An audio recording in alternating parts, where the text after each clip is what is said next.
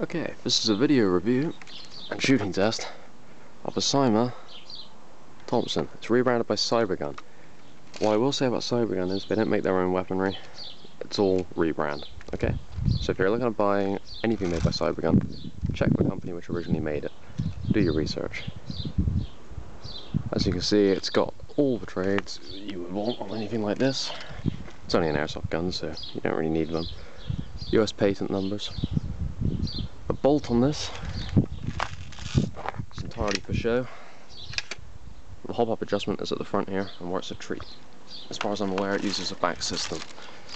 There's a Marui shooting target sat way up there. It's about 120 feet-ish or so away. So what I'm going to do is try and hit that thing. I'm going to take a look at it. So single shot first.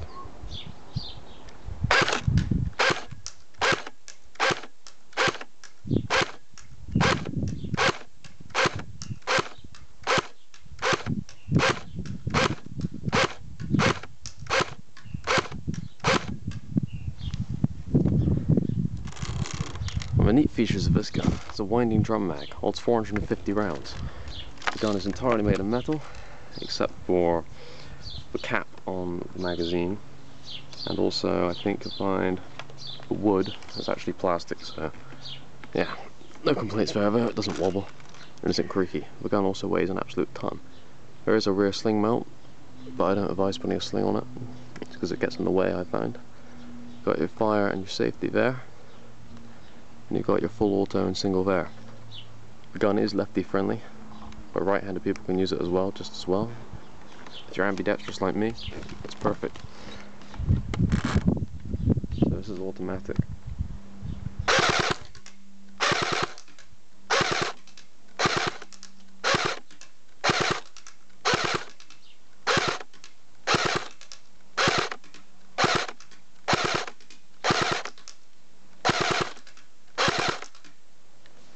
So you can tell the rate of fire on it is pretty good.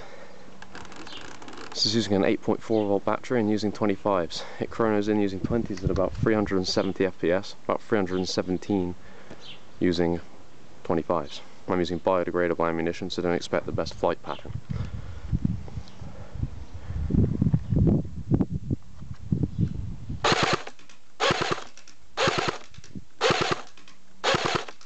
As you can tell, it's the same as any other AEG with a type bore. This thing is fantastic for accuracy. Let's get a look down the sights.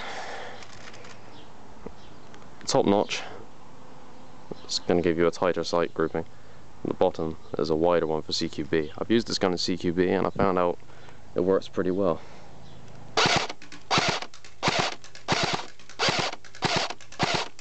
It's a bit hot for CQB admittedly, but I chronoed it with 25s and they let me in, so it's okay.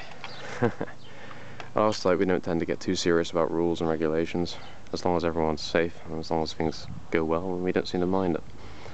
But I can say to a lot of players in America, if you're going to be using this in CQB, I would check with your select rules. I would check if it's allowed onto the field. Other than that, I've owned the gun about, I think it's been about a year now, and I've had no complaints.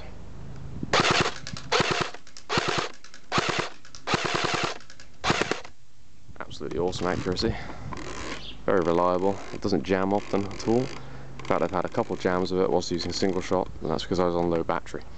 If you have an 8.4 volt charged up, this thing just goes on for absolutely hours. It's a great gun, and I advise anyone else who's interested in getting a Thompson to go out and buy one. I'll take the target, and I'll just, I'll show you what the target looks like now, okay? Here we go.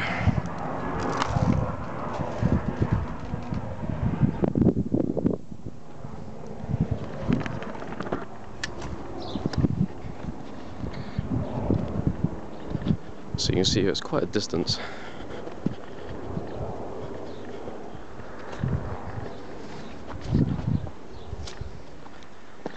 And you can tell already, if I was a person, besides the fact I read my hand,